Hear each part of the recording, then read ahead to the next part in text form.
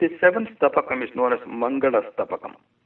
This seventh Stapakam is a short one with 13 slokams. This Stapakam celebrates the Mangala Devatai, Mahalakshmi, as the embodiment of auspiciousness. She is the best among all the auspicious vastus that arose from the churning of the Milky Ocean. From the Veda mantrams of Sri Suktam to Sri Lakshmi Sahasram, there are many stotrams that celebrate her Mangalatvam. She is indeed a Vishwa Mangala Swarupi. She confers auspiciousness or Mangalam on anyone and anything that has her Sambandham or association. Srimad Venkatadhvari Virachite Sri Lakshmi Sahasre Mangalakhyastavakaha Sriman Venkatanatharyaha Kavitarkikakesari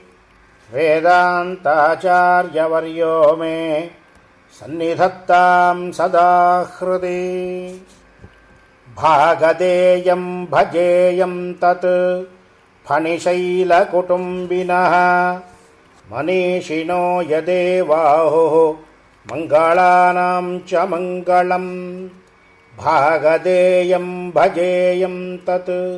Phanishaila Kutumbinaha Manishino Yadevaho Mangalanam Cha Mangalam Tanoti Sindhostanaye Katham Chit Tavam Shalesho Yadi Sannidhanam Trunepi Mangalya Muditya Kharvam Durvadirevatra Nidarshanam Naha Garudadhvaja Vallabhe Shubhe Ganavarnadi Jadosha Shantaye Varade Tava Vachakam Padam Kavayah Kavyamuke Prayunjate Viduh Padabjam Tava Vishwamangalam Haripriyeyat Parichara Vaibhavat Samashritasthanumapishmashanagam Jagatyaparna Jani Sarva Mangala Tato Dugdhapayo Nidhi Sahabuvaste Kaustubhadya Shubha Devastvavya Divya Mangalavapu Srivatsa Lakshmapatihi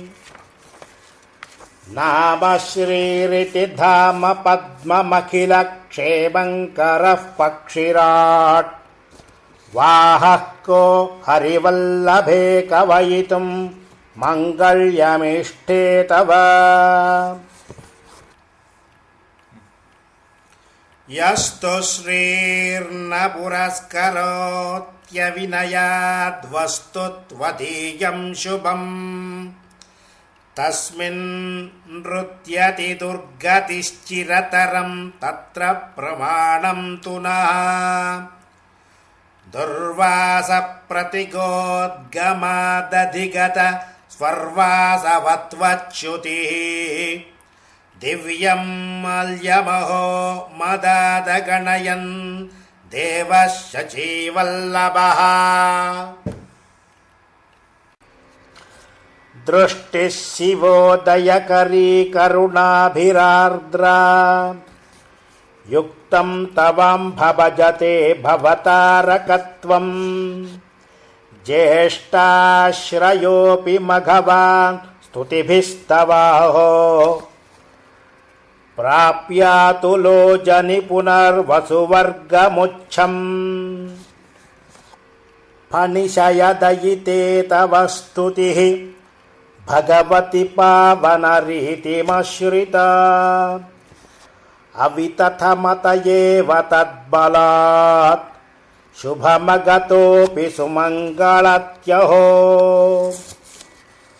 Vadbhraturindoranuchara yogat